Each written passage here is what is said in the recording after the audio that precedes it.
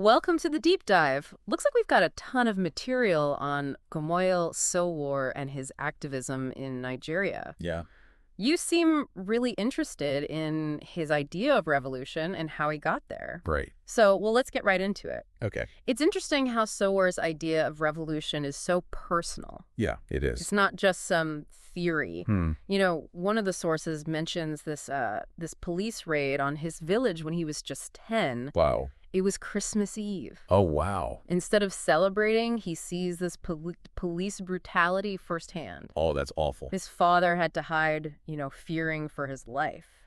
That's intense. Yeah, it's a pretty powerful image. Yeah, I can imagine. Makes you think how that kind of experience, so young, Right. could shape how he sees the world. Absolutely. And it seems that that commitment to activism, it only got stronger when he went to the University of Lagos. Makes any sense. Now, this was the late 80s, early 90s. Right. A pretty turbulent time in Nigeria. That's You had military dictators like Ibrahim Babangida in power. Oh, yeah. And A lot of unrest. university campuses became like these centers of resistance, especially the University of Lagos. Oh, for sure. Students, like Sowore, they were right at the forefront, demanding change. Yeah. Yeah. Democratic reforms, the end of military rule. Big stuff. Big stuff. It's interesting how students played such a big role in Nigeria's history, don't you think? Oh, absolutely. I mean, that's a recurring theme you see across a lot of countries. And so War wasn't just, he was a leader, Right. Yeah. organizing and mobilizing students. Fairly active. But of course, that came with a price. Oh, yeah. He got expelled, not once, but twice Wow. for his activities. Huh. There's this story about how his father stopped going to the hearings. Oh, really? Like he had had enough. I can't blame him. It says a lot about Sowore's dedication, though. Oh, yeah, for sure. The university, they issued warnings, they punished him, they even expelled him. Wow. But nothing stopped him. He was committed. The sources even describe it as this almost comical escalation, of disciplinary action. But he just kept going. You had to go. It was more important to him than anything else. Cleary. I found it really interesting that during this time, he met Femi Falana. Oh, right. The lawyer. Yeah, the human rights lawyer. Yeah, he's famous. They became lifelong friends, and Falana often represented student activists like Sowore, often for free. Yeah, he did a lot of pro bono work. It just shows how important legal support is. Absolutely. When you're facing that kind of state repression Oh, yeah, essentially. and that connection with Falana, it would be important throughout Sowore's life. Yeah, it makes sense. But even with that support, Sowore started to get disillusioned. Really? Yeah, with traditional activism. Interesting. He realized to make real change, lasting change, he needed a bigger platform Right. to amplify the voices of everyday Nigerians. I see. That's where Sahara Reporters comes in. Oh, wow. Yeah, Sahara Reporters. It's amazing. He started it with one laptop Really? Just one? that he bought on eBay for like $600. Wow. That's incredible. Talk about resourceful. I have to admire that. Clearly, he wanted to expose the wrongdoing and hold those in power accountable. Yeah. It's a real underdog story, It is. and it resonated with so many Nigerians. Oh, yeah? At that time, the traditional media, they often wouldn't report on things like corruption Oh, I see. or government abuses. So it filled a gap. Sahara Reporters filled that void. Exactly. It gave citizen journalists a way to share their stories They're powerful. and to bring attention to issues that were being ignored. Important work. The sources suggest it had a huge impact, Yeah. exposing these corruption cases that may have never come to light. Wow. It really makes you think about the power of citizen journalism, It does. especially when press freedom is limited. So true. Wouldn't you agree? Oh, absolutely. It's vital in those situations. It gave a platform to those who had been silenced, marginalized. It gave them a voice. Gave them power. Yeah, and a way to bypass the traditional gatekeepers of information. That's key. But even with the success, Sowore started feeling this urgency. Oh.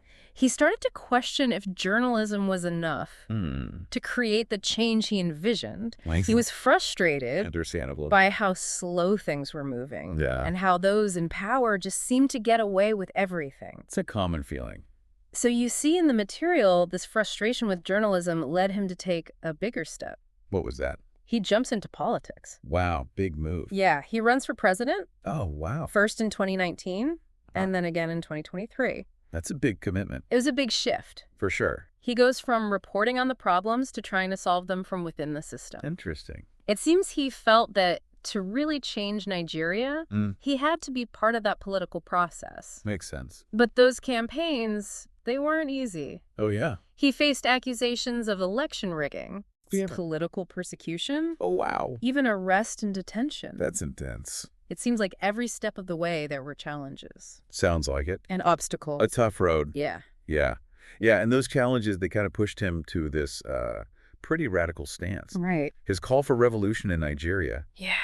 The big statement. It is. You know, it's not just reform. He's talked about, like, transforming the whole system. I was struck by how much he believes in it. Yeah. It's not just about changing policies. Right. He wants to change, like, the fabric of Nigerian society. He wants fundamental change. Yeah, and he says the conditions for revolution are already there.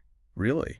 He even points to things like that tragic boat accident in Niger. Oh, right, where all those people died. Yeah, 160 people died. Awful. And he uses that to show, you know, these systemic failures. Right. That lead to preventable deaths. Yeah, it's heartbreaking. It really highlights the human cost of all this. Yeah. It does make you wonder, though, what kind of revolution he's talking about. Right, because historically, revolutions have taken lots of different forms. Yeah. I mean, from violent uprisings to these non-violent movements. Right. But they usually involve getting rid of the whole existing order. Right. Like politically and socially. Yeah. Which can be pretty scary for a lot of people. I can see why some Nigerians might be hesitant. Oh, for sure. To go down that road. Yeah. You know, revolution, it often brings to mind violence. Yeah. Bloodshed. It can be messy.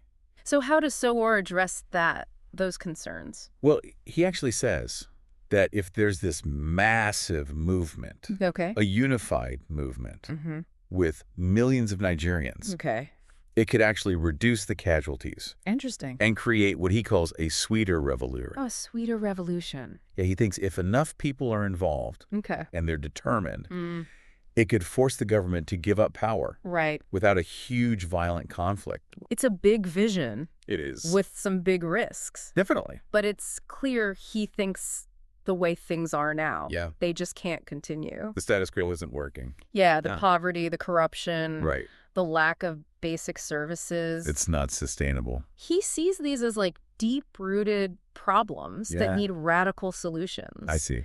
And it's not just the government he criticizes. Oh. He's really critical of other Nigerian leaders. Okay. And activists, too. Interesting. He questions if they're really committed to change.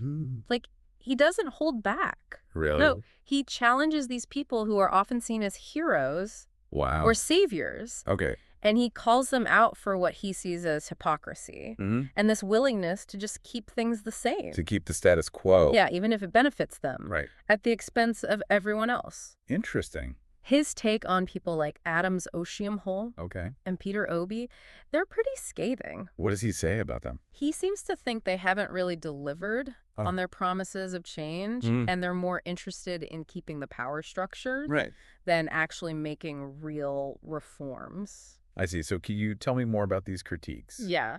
What exactly does he find fault with? Well, with Oshiomhole, he criticizes his time as a labor leader. Okay. He says he engaged in this organized outrage. Organized outrage? Yeah, basically saying he worked with the government for his own benefit while pretending to fight for the people. That's a serious accusation. It is a cynical view. Yeah. But it shows how much Sowore distrusts those in power. It does. He thinks that a lot of those who claim to want change were actually fine with the system staying the same. As long as it benefits them? Exactly, even if it hurts others. Wow. And with Peter Obi, he criticizes his policies and actions when he was governor, saying they didn't really get to the root of the problem. Of the poverty and inequality. Yeah. Interesting. It's fascinating how Sowore doesn't shy away from challenging those who are seen as, you know, bringing about change. Yeah. He's going against the grain. He is. Questioning those narratives that a lot of Nigerians just accept. And it's not just leaders and institutions. Right. He also talks a lot about social media in Nigeria. Yeah. How it can be good. Right. But also how it can be misused. It's kind of a double-edged sword. Yeah. In a lot of ways. So on the one hand, it gives a voice to people who might not have one. Right. Marginalized communities. And it lets information spread quickly. Exactly. But then you have the other side, right. where it becomes this breeding ground for hate speech, misinformation, targeted harassment. That's a problem. It's like anyone can have a platform now and reach a huge audience. Right. But that means harmful messages can spread really easily, too. Like wildfire. And that's especially worrying in Nigeria. With its history of ethnic and religious tensions. Right. Social media can be used to exploit those divisions. Absolutely. But even incite violence. It's dangerous. And Sowore seems really concerned about this rise of ethnic bigotry online. It is a troubling trend. It is. I'd be interested to hear more about what he thinks about all this. Yeah. Does he have any solutions or ideas on how to counter this hate speech online? It's hard to say. He doesn't really have a step-by-step plan. Okay. But he says it has to be like a multifaceted approach. Right. He thinks that social media companies, they need to be more proactive, moderating content, taking down hateful posts. Makes sense. But he also says that people need to be better at, evaluating information, spotting misinformation. Media literacy. Yeah, exactly. So it's kind of like we need a top-down and a bottom-up approach. That's a good way to put it. The platforms need to be responsible for what they're hosting. Absolutely. But people also need to know how to navigate all of this. It's a complex landscape. It is. It's about, creating a more responsible online environment. Right. And that takes everyone. Yeah. Governments, the companies, individuals. Everyone working together. And Sowore seems to think we can't just rely on technology to fix this. Right. It's deeper than that. Yeah, you have to address the, the social and political stuff. The root causes. Yeah, the intolerance, the prejudice. Exactly. So looking at all this material, what do you think is the biggest takeaway? The thing that really stands out to me is how much Sowore believes in people. Okay. Whether it's citizen journalism or political activism or even just raising awareness online, he always comes back to collective action. The power of the people. Yeah, he thinks Nigerians can shape their own future. Even with all the challenges? Even with all the challenges. It's a pretty hopeful message. It is. It's empowering. It is, even when he's criticizing things. He's still saying that Nigerians can make a difference. Fight for what they deserve. Exactly. And it's that optimism, that belief that things can get better. That's what makes his story so powerful. I agree. He makes us look at the hard truths. The uncomfortable stuff. Yeah, and imagine something better. A more just future.